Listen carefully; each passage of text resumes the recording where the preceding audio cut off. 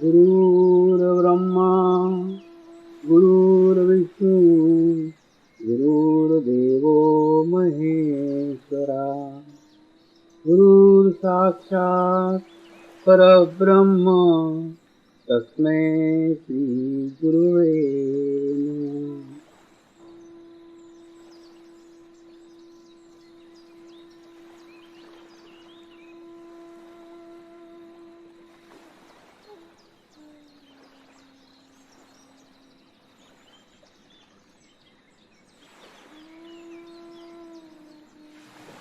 मेरे साथ ध्यान की शुरुआत करेंगे।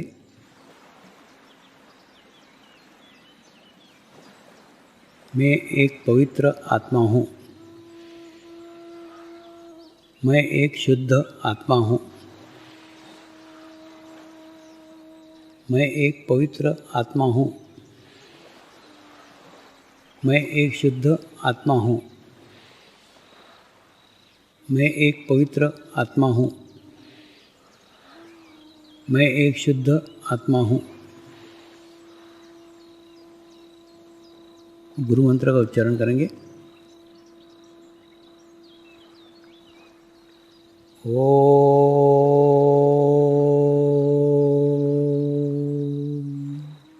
श्री शिवकृपानंद स्वामी नमो नमः।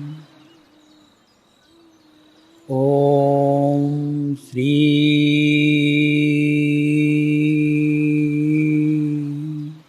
शिवकृपानंद स्वामी नमो नमः। ओम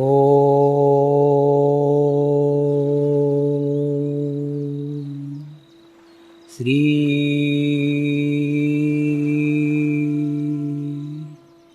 शिवकृपानंद स्वामी नमो नमः। ओम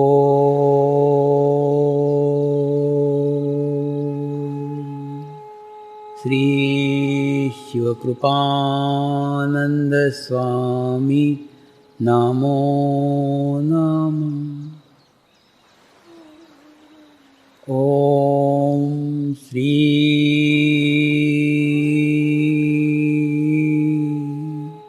शिवकृपानंद स्वामी नमो नमः।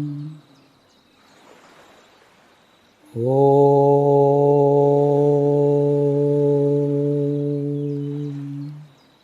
श्री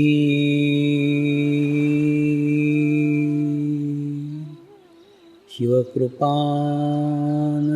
स्वामी नमो नमः।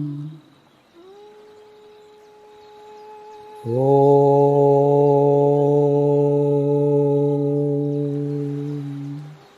श्री शिवकृपानंद स्वामी नमो नमः। ओम श्री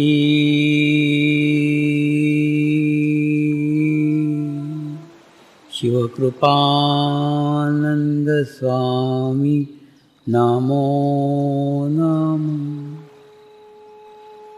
ओम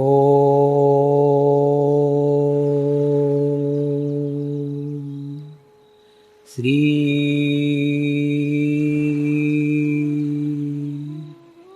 शिवकृपानंद स्वामी नमो नमः। आप शिविर में आए हैं, मैं आपके लिए सोचूंगा, लोगों के लिए नहीं। तो मैं नहीं चाहता कि आप इसकी जानकारी दूसरों को दें और दूसरों का चित्त आपके ऊपर आए। दूसरों को बताओगे तो क्या होगा, दूसरों का चित्त आएगा और उन्होंने वो मिस किया है। तो कोई अच्छा चित्त थोड़ी होगा, नकारात्मक चित्त होगा, आत्मग्लानि वाला चित्त होगा। हुआ था ना, संसद में दिल्ली में शिविर हुआ था और शिविर के पश्चात जिन्होंने आयोजित किया था ना, उनको बाद में आके कई सांसद मिले, कई सांसद बोले कि अरे हमारा रह गया, हमारा। इसमें क्या है, जिसका योग रहता है, जिसकी पात्रता रहती, जिसकी योग्यता रहती, वो वहाँ कैसे भी चला ही आता है, उसको बुलाने की भी जरूरत नहीं, वो खुद ही आ जाएगा। और जब योग्य नहीं हो तो नहीं जा पाते। जब तक समय नहीं आता, जब तक कुछ नहीं हो सकता। तो इसलिए उनका समय नहीं आया, वो नहीं है। आप अब मत बताओ, अब आपकी एकाग्रता केवल अपने तक सीमित रखो और नियमित ध्यान करो। 45 दिन तक नियमित ध्यान करो। अगर समय सुबह कभी मिस हो गया, नहीं कर पाए, तो शाम को, लेकिन खंडित मत होने देना। और सपोज कभी किसी दिन, मान लो 45 दिन में किसी दिन खंडित हो गए, नहीं कर पाए, तो आत्मग्लानि मत करना। परमात्मा बहुत दयालु है, परमात्मा करुणा का सागर है। उसकी करुणा की शक्ति पे अविश्वास मत करना, उसकी करुणा की शक्ति के पूरा विश्वास करना कि मेरे से गलती हुई है, आज मेरे से ध्यान नहीं हुआ है, परमेश्वर मुझे माफ़ करेगा ही, परमात्मा मुझे माफ़ करेगा ही, मुझे क्षमा करेगा ही। ज़्यादा ज़्यादा आप क्षमा मांग लो कि परमात्मा, आज मैं बहुत बिजी था, आज मैं प्रवास में था, तो आज मैं ध्यान नहीं कर सका, कृपया मुझे क्षमा कर दीजिए, कृपया मुझे माफ़ कर दीजिए। और क्षमा के शक्ति पे विश्वास रखिए। परमात्मा करुणा का सागर है, वो आपके सब गलतियों को क्षमा करेगा। मनुष्य की ना एक बड़ी तकलीफ है बड़ी परेशानी है कि मनुष्य ना दुनिया को क्षमा कर सकता है, अपने आप को नहीं क्षमा कर सकता। कई लोग हैं, दुनिया को क्षमा कर देंगे, दुनिया को झेल लेंगे, चलो हो गया हो गया हो गया, चल छोड़, अपने को नहीं क्षमा करेंगे। अरे ठीक है ना, जैसे आप दूसरे को क्षमा करो वैसे अपने आप को भी क्षमा करो ना। अपने आप को क्यों कोसते रहते हो, मेरे कारण ऐसा हुआ, मैंने ऐसा, कुछ नहीं हुआ, भूल जाओ ना उसको, वो पास्ट है, जो हो गया वो पास्ट है, वर्तमान में रहो ना। और अपने को कोसते, और दूसरा जो आदमी अपनी खुद की नज़र में गिरा हुआ है, वो दुनिया की नज़र में क्या उठेगा। तो तुम्हारी नज़र में गिरे हो, अरे मैं पापी हूँ, मैं बुरा हूँ, मेरे से ये हो गया। किसी से कुछ नहीं हुआ, सब भूल जाओ, क्योंकि उसको याद करोगे ना तो कभी भी आगे प्रगति नहीं कर सकते ना। कितने भी पाप किए हो, कितने भी बुरे कर्म तुमने तुम्हारे जीवन में किए हो, सब भूल जाओ। एक ही याद रखो कि मेरे को मेरे जीवन में वो माँ बाप मिले जिस माँ बाप के कारण मैं आत्म साक्षात्कार की ऊर्जा ग्रहण कर सका।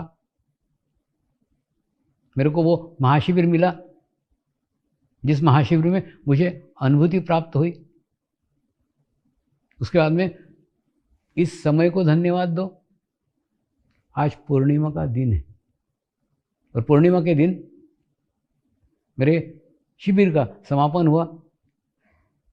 कितने अच्छे दिन थे, कितना अच्छा शिविर था, कितने अच्छे मेरे माँ बाप थे। इन सब बातों को याद करो ना। जो पॉजिटिव है, जो अच्छा है, उसको याद करो। जो पाप किए, जो बुरे कर्म किए, सब भूल जाओ ना, क्योंकि उनको याद करोगे तो कोई प्रगति नहीं होने वाली है, कोई प्रोग्रेस नहीं होने वाला है। ध्यान करो, मेडिटेशन करो, ये सब बातें छूट जाएगी। मुझे मालूम है कई कैदी भी जेल से ये शिविर देख रहे हैं, लेकिन याद रखो सब जने बंदीवान है ना। तुम उस जेल में बंद हो, हम इस शरीर के जेल में बंद है। प्रत्येक जन बंदी है ना, कोई शरीर में बंद है, कोई जेल में बंद, कुछ फर्क नहीं पड़ता। तो आप अपने जो जीवन में अपराध किए भूल जाओ, उनको जो घटनाएं घटी भूल जाओ। लेकिन आज आपने जेल में रहते हुए महाशिविर किया, जेल में रह के भी आत्म साक्षात्कार मिला। हो सकता है अगर आप जेल में नहीं आते तो आत्म साक्षात्कार नहीं मिलता। आप भी कहीं बाजार में घूमते रहते, आप भी कहीं व्यवसाय में बिजी रहते, आप भी कहीं दुनिया के अंदर खोए रहते हैं।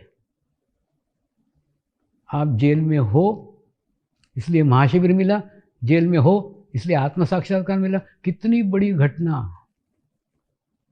कितना बड़ा आयोजन परमात्मा का है कि आपको जेल में डाला।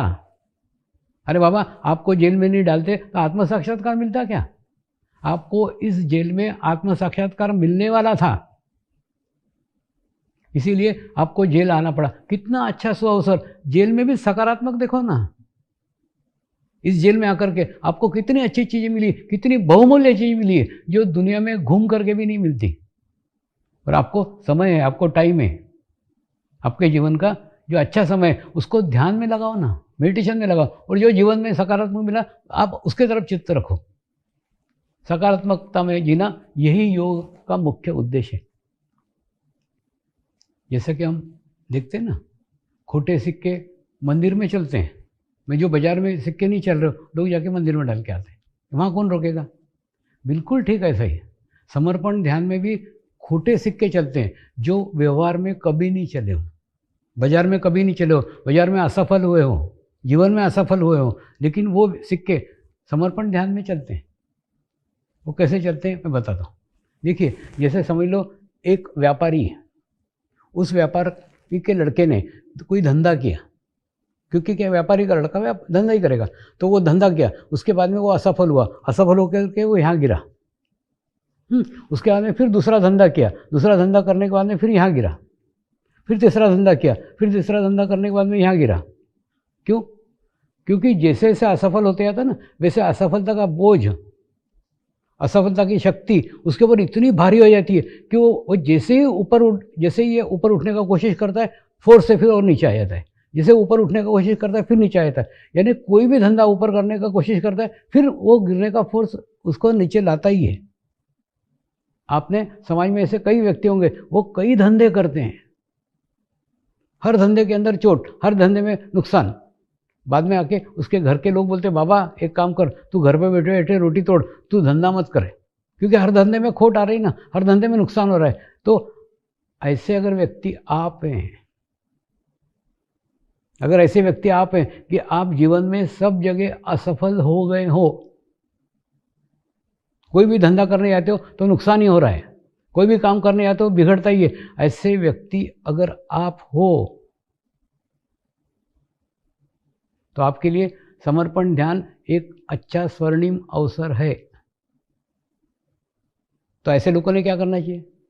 पहली बात तो कोई भी कार्य करने का अप्रयास ही मत करो, क्योंकि क्या होता है मन में, एक जगह है, एक स्थान है, इस स्थान से जैसे आप प्रयास करते हो तो इस स्थान को छोड़ देते हो, ऊपर जाने की कोशिश करते हो, और ऊपर से गिरने वाला फोर्स इतना है कि वो आपको नीचे गिरा देता है।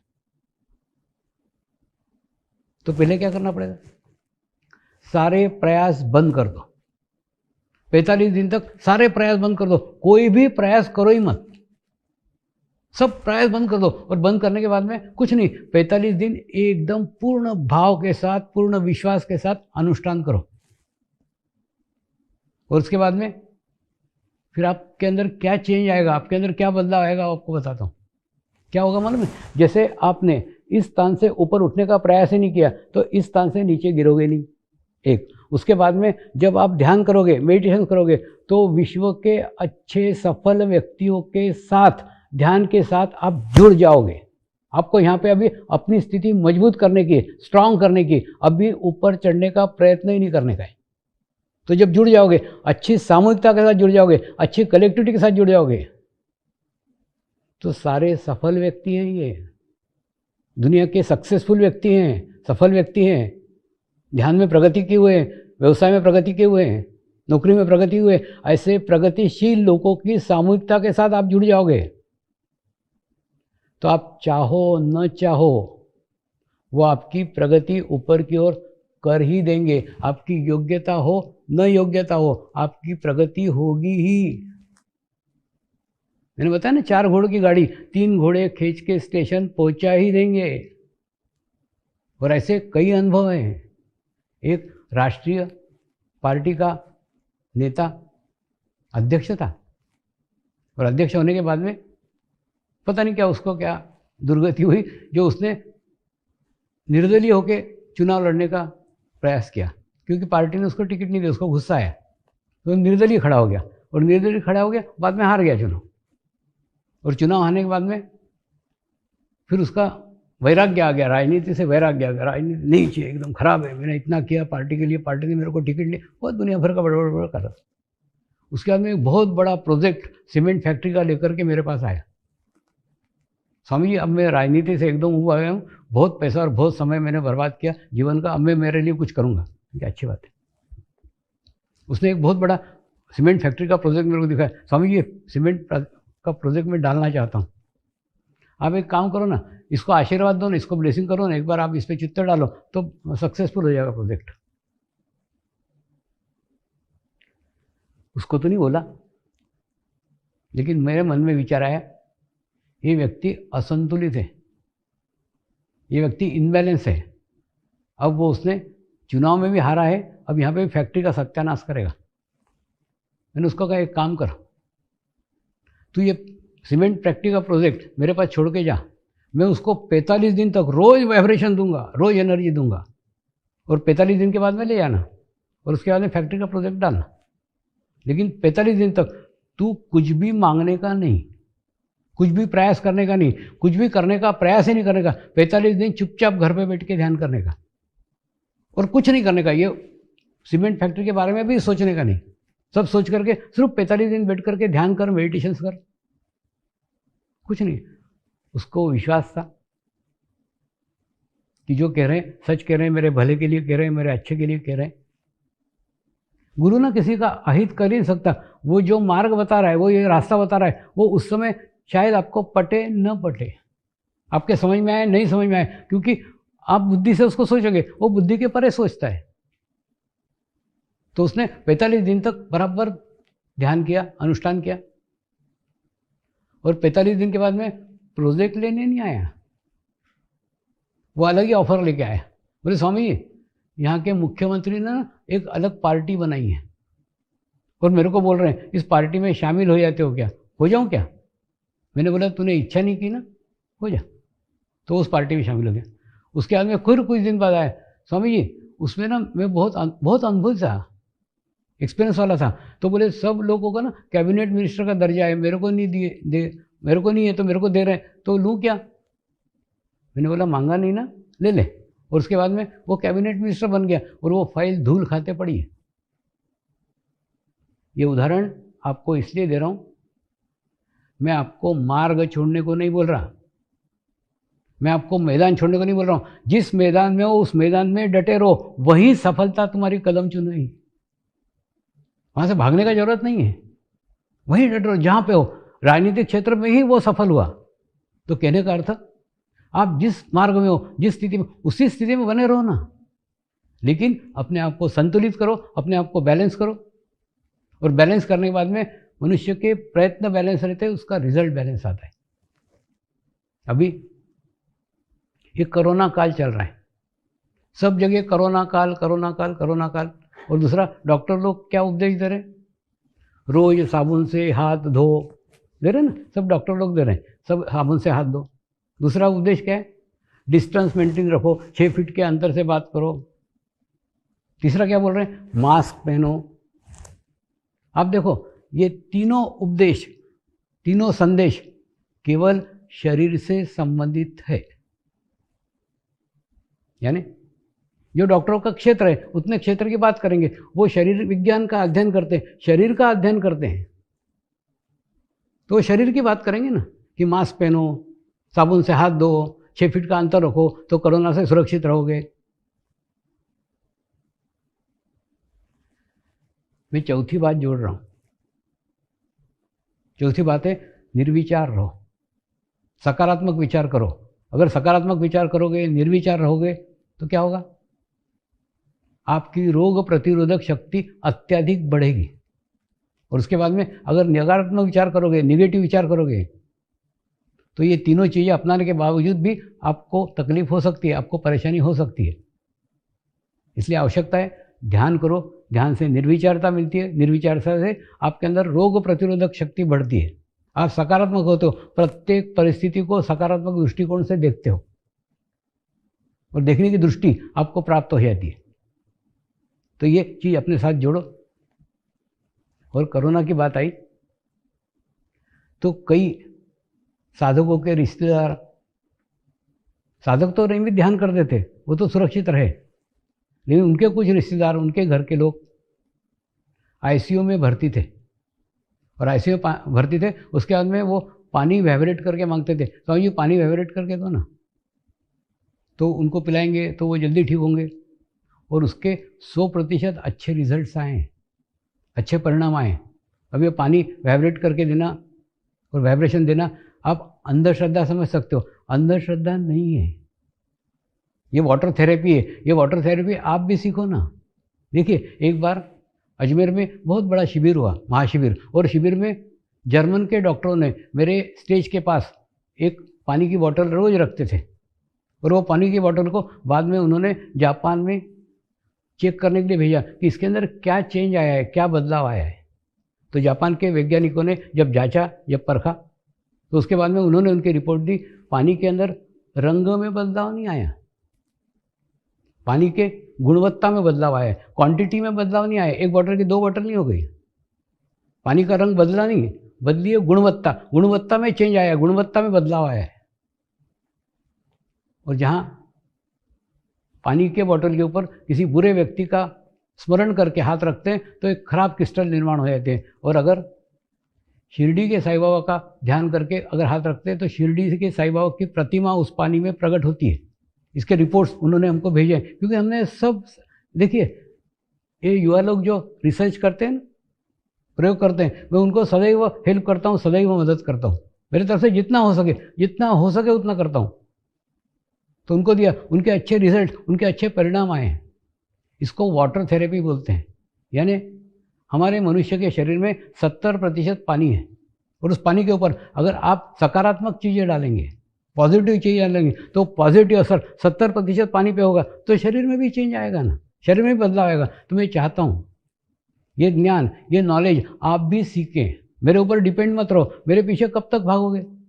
कुछ नहीं, एक पानी की बोतल रखो, उसके बाद में दिया लगाओ, ध्यान करो, मेडिटेशंस करो, और मेडिटेशन करके, और दूसरा, आपको बॉटल के ऊपर वाइब्रेट नहीं करते आता ना, एक बहुत बड़ा तपेला लो जिसका मुंह खूब बड़ा हो, उसके अंदर अपने हाथ से पूरे वाइब्रेशन दो। जिस व्यक्ति के लिए दे रहे हो ना, उसके लिए प्रार्थना करो कि इस पानी देने से उसके अंदर इस बीमारी से ये ठीक। आपको वो व्यक्ति का नाम मालूम होना चाहिए, क्या प्रॉब्लम है वो मालूम होना चाहिए, तो आप ऐसा वाइब्रेशन दो, तो अच्छे वाइब्रेशंस, अच्छी ऊर्जा उस पानी को मिलेगी, और पानी को मिलने के बाद में उस व्यक्ति के अंदर वो चेंज आएगा, उसमें वो बदलाव आएगा। तो आप भी पानी वाइब्रेट करना सीखो ना, मेरे ऊपर क्यों डिपेंड रहते हो? दूसरा, विदेशों में जब जाता हूँ ना, तो विदेशों में खूब ज़्यादा प्रवचन करने के लिए टाइम नहीं रहता। क्या होता है मालूम है? मैं जो प्रवचन करता हूँ फिर वो इंग्लिश में होता है, इंग्लिश से जर्मनी में होता है, मैंने खूब भाषा में उसका ये होता है अनुवाद। तो वहाँ पे मैं प्रैक्टिकल कराता हूँ, यानी खूब गोल बड़े एक रिंग बना लेंगे, और उसके अंदर सब जने बाहर जा कर के किसी जंगल में बैठेंगे, और उनको एक पत्थर लेता हूँ, एक सामान्य सा पत्थर, कोई नहीं, उनको बोलता है एक पत्थर उठा लो, उसके बाद में वो पत्थर को हाथ में रखता हूँ, थोड़ी देर ध्यान करता हूँ, थोड़ी देर मेडिटेशन करता हूँ, और उसके बाद में उसके अंदर एक एनर्जी, एक ऊर्जा स्थापित हो जाती है। फिर उसको बीचों बीच रखता हूँ।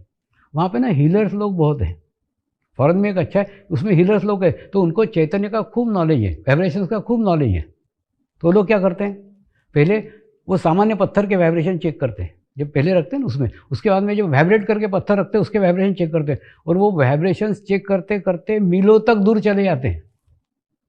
यानी उनकी संवेदनशीलता, उनकी ग्रहण करने की शक्ति इतनी होती है कि उसमें से निकलने वाले वाइब्रेशन वो बहुत दूर तक महसूस करते करते पीछे चले जाते हैं। इतने वाइब्रेशन उसमें निर्माण हो जाते हैं। ये प्रयोग करके मैं उनको बताता हूँ कि हमारे यहाँ भारत में जो प्राचीन मंदिर है, वो प्राचीन मंदिरों में जो प्राण प्रतिष्ठा की हुई है, वो प्राण प्रतिष्ठा में वो व्यक्ति ने, वो संत ने, वो महात्मा ने अपनी एनर्जी डाली हुई है, अपनी ऊर्जा डाली हुई है, और वो ऊर्जा जैसे जैसे समय बीतता गया ना, वैसे वैसे काल के साथ में वो वृद्धिगत होती गई, और उसके बाद में वो स्थान बन गए। तो भारत के गोवा बीच घूमने के लिए आते हो, ताजमहल देखने के लिए आते हो, भारत ना घूमने की चीज़ है ना देखने की चीज़ है, भारत अनुभव करने की चीज़ है। आप वाइब्रेशंस का ज्ञान लो, वाइब्रेशन का नॉलेज लो, उसके बाद में घूमो ना, तो आपको वो स्थान, वो जगह मिलेगी जहाँ पे अच्छे वाइब्रेशन है, अष्टविनायक है, 12 ज्योतिर्लिंग है। आप जाओ ना, सिर्फ स्मरण करो तो भी आपको वाइब्रेशंस का नॉलेज होगा, वाइब्रेशंस का ज्ञान होगा। तो कहने का अर्थ, उनको वो पत्थर से समझाता हूँ। दूसरा, एक ही कंपनी के 2 पानी के जार लेते हैं, एक पानी का जार से सबको पानी पिलाते हैं कि इसका टेस्ट अपने साथ याद रखो कि ये टेस्ट क्या है। उसके बाद में फिर दूसरे जार के पानी को वाइब्रेट करते हैं और वाइब्रेट करके उनको देते हैं। अब इसके अंदर क्या चेंज आ रहा है? वाइब्रेट किए हुए पानी में क्या चेंज आ रहा है, क्या बदलाव आ रहा है? पहले का पानी क्या था, अभी का पानी क्या है, क्या चेंज है? तो इसमें भी ना 3 कैटेगरीज हैं। पहली कैटेगरी है कि लोग बोलते हैं ये थोड़ा मीठा लग रहा है, यानी वो शरीर के स्तर के ऊपर है। उसके बाद में कुछ लोग रहते हैं, वो अपना अनुभव बताते हैं, इससे थोड़ा एनर्जी लग रहा है। और तीसरे जो लोग रहते हैं, खूब ज़्यादा रिसीविंग वाले रहते हैं, खूब ज़्यादा संवेदनशील रहते हैं, वो बोलते हैं सहस्त्रार पे स्पंदन होना प्रारंभ हो गया। यानी एक ही पानी, लेकिन एक ही पानी को पीने से अलग अलग लोगों को अलग अलग अनुभूतियाँ होती हैं। ऐसे शिविर विदेशों में किए जाते हैं। तीसरा, खूब दूर जाकर के एकांत में एक जगह मैं बैठ जाता हूँ, कुछ नहीं, मैं बैठे रहता हूँ शांत होकर, और उसको मैं उनको बोलता हूँ एक 10 लोगों की रो बनाओ और उसके बाद में मेरे और आना चालू करो, और मेरे और आपके बीच में दूसरा नहीं आना चाहिए। यानी इतना डिस्टेंस रखो कि आपके और मेरे बीच में कोई आना नहीं चाहिए। और उसके बाद में आप धीरे धीरे हाथ करते करते करते करते करते मेरी ओर आओ, तो आपको 7 जगह 7 लेयर्स महसूस होंगे। 7 जगह आपको लगेगा जैसे अपन एखादे बलून को लेते हैं ना और ऐसे दबाते हैं तो कैसे एकदम बाउंस करता है, उसी प्रकार से ओरा के लेयर आपको पीछे की ओर ऐसे ढकेलेंगे। जैसे आप पास पास आओगे पीछे की ओर ढकेलेंगे। ऐसे 7 जगह 7 लेयर्स आते हैं। ऐसे शिविर विदेशों में करता हूँ। हे परमात्मा, हम सभी पवित्र आत्माएं आपको हृदय से प्रार्थना करते हैं कि सारे विश्व में शांति हो, सारे विश्व के आत्माओं की आध्यात्मिक उन्नति हो एवं सर्वांगीण उन्नति हो। यही हम सब आत्माओं की शुद्ध इच्छा है। नमस्कार करेंगे। हे परमात्मा, हमारे सद्गुरु श्री शिव कृपानंद स्वामी जी का स्वास्थ्य सदैव अच्छा बना रहे एवं उनकी आयु दीर्घ हो, यही हम सब पवित्र आत्माओं की शुद्ध प्रार्थना है, शुद्ध प्रार्थना है, शुद्ध प्रार्थना है। शांति पाठ करेंगे।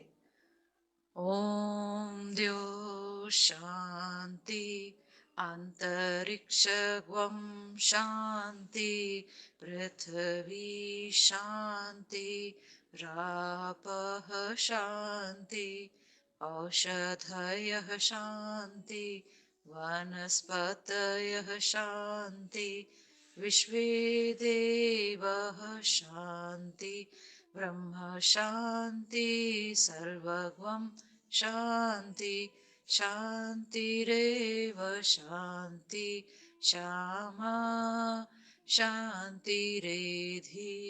ओम शांति शांति शांति सर्वरिष्टतु शांतिर्भवतु। जय बाबा स्वामी।